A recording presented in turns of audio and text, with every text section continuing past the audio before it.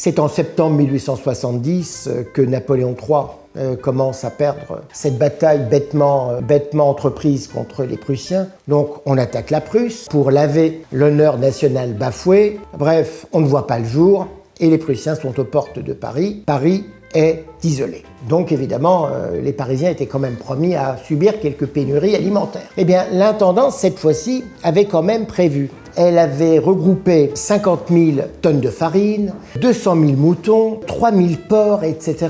Et alors, on regroupait ça sur les grandes artères de Paris, on entreposait cette nourriture potentielle où on pouvait, et on a même regroupé des animaux à l'Opéra Garnier qui commençait à se construire. Je ne sais pas si l'art lyrique vient de là, mais c'est un peu ça. C'est un peu ça, on entreposait les animaux parce qu'on savait qu'on allait avoir besoin. Bon, tout ça c'était très bien, mais la nourriture c'est quand même voué à s'épuiser, et là les problèmes commencent. Alors, quand on n'a pas pu manger à sa faim, on s'est rabattu sur ce qu'on avait. On s'est rabattu sur les chevaux. Pour beaucoup de gens, évidemment, ils ne mangeraient pas de cheval pour rien au monde, mais le cheval, c'est quand même pas le rat, c'est quand même pas le chat. À l'époque, c'était hors de question de manger du cheval. Donc déjà, manger du cheval, c'était pas terrible. On a mangé les ânes, pourquoi pas, mais on a continué à manger du chat, du chien, du rat, etc. Bref, tout y passait avec des trafics de viande. Le chien était vendu pour du mouton, le rat était vendu pour du lapin. Des recettes gastronomiques ont été créées pour rendre plus agréable la matière première. Alors des boucheries canines, des boucheries félines se sont ouvertes, les prix évidemment augmentaient au gré des pénuries et un plat de rat devenait un mets de roi. Alors on pêchait évidemment dans la Seine, dans la Marne, on mangeait vraiment ce qu'on trouvait, c'était comme ça. Dans les restaurants de luxe, les animaux du zoo ou du jardin d'acclimatation étaient cuisinés. Alors parmi les plats en vogue, un potage de singe au vin de Bordeaux, c'était quelque chose de très apprécié. De la daube de serpent python, c'était vraiment quelque chose de rare. Un civet de lion, mais aussi d'hippopotame ou de rhinocéros était fortement apprécié et accommodé. Les victimes les plus célèbres ont été les éléphants du jardin zoologique, Castor et Pollux. Castor et Pollux ont été consommés lors du réveillon du 31 décembre 1870. Ils y sont passés avant l'éléphant du jardin des plantes. Alors lui, il a été débité et servi en janvier 1871. On avait vraiment affaire à une situation de pénurie. Les gens mangeaient absolument n'importe quoi, du cheval comme de l'éléphant, et on disait même que la trompe d'éléphant était un mets absolument extraordinaire. C'était un mets absolument apprécié. Alors un mets de roi, peut-être un mets d'empereur, vu ce que faisait subir finalement Napoléon III par sa bêtise, ce qu'il a fait subir à son pays. Et parmi ceux qui ont écrit sur ces pénuries, il y a eu Victor Hugo.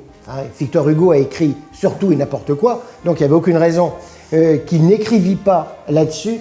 Et Victor Hugo, qui était quand même assez choyé d'un point de vue alimentaire, il était reconnu, on lui livrait ce qu'il fallait, mais enfin, malgré tout, il avait des maux d'estomac terribles, et il a dit, avec une petite connotation larmoyante, « ça n'est plus du cheval que nous mangeons, on ne sait pas ce que c'est, peut-être du chien, peut-être du rat, nous mangeons de l'inconnu ». Alors on va peut-être parler de quelques recettes, là aussi, qui ont eu une origine historique peut-être un peu douteuse. L'omelette norvégienne, par exemple. L'omelette norvégienne, il se trouve que ça n'est ni une omelette et ni quelque chose de norvégien. Historiquement, et ça a été créé à l'occasion de l'exposition universelle de 1867 à Paris. C'est un physicien américain qui s'était aperçu que le blanc d'œuf cuit se révélait un excédent isolant. Alors la recette consiste à poser une glace sur une génoise avec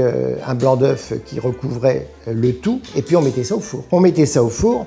Donc on comprend que la référence nordique est peut-être liée à la glace, mais qu'en vérité c'est un plat bien de chez nous. Donc voilà comment des termes de recettes ou des titres de recettes cachent en vérité leur apparence réelle et leur origine réelle. C'est un peu la même chose pour le hot dog. Le hot dog, un petit chien chaud, ce sont des immigrés allemands, très friands de la saucisse de Francfort, qui auraient répandu le hot dog aux États-Unis. Donc on aurait pu imaginer avec le nom que ce sont les Américains qui ont inventé ça, mais pas du tout. Ce sont les Allemands. Alors la légende raconte qu'un vendeur de saucisses new-yorkais avait l'habitude de servir des saucisses chaudes avec une paire de gants. Et il a demandé un jour à un boulanger de lui fabriquer des petits pains. Il a déposé sur les petits pains la fameuse saucisse un jour où il manquait de gants. Il n'avait plus de gants et il s'est dit finalement, pour qu'il ne se brûle pas, on va mettre la saucisse sur le pain. Le terme de hot dog ferait allusion au teckel. C'est un chien rapporté lui aussi par des immigrés allemands. Il aurait donné son nom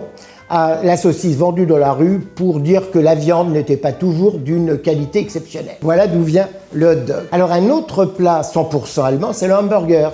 Alors on comprend bien, quand on écoute le hamburger, on entend le mot Hambourg et l'origine des gens qui habitaient là-bas, c'est-à-dire les Hambourgeois. La recette du hamburger aurait été importée aux États-Unis par des immigrés allemands vers la fin du XVIIIe siècle. C'était à l'origine un plat qui était servi sur les lignes d'une compagnie maritime qui reliait Hambourg aux USA. Alors la recette consistait à mélanger un steak de beurre salé avec des oignons, avec de la chapelure, parfois fumée, pour être conservé le temps de la traversée maritime. Parce que ça prenait évidemment un certain temps à l'époque d'aller d'Allemagne jusqu'aux États-Unis.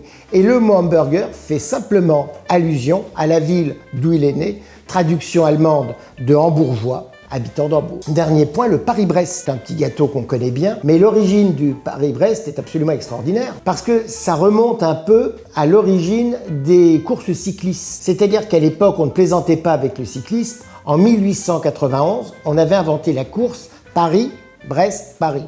Alors aujourd'hui, on a des épreuves au Tour de France qui font 180 km, 200 km quand elles sont longues, déjà pour éviter l'abus du doping et en même temps pour rendre la course plus nerveuse par rapport aux intérêts de la télévision. Mais à l'époque, une course, c'était 1200 km quand même. Il fallait le faire.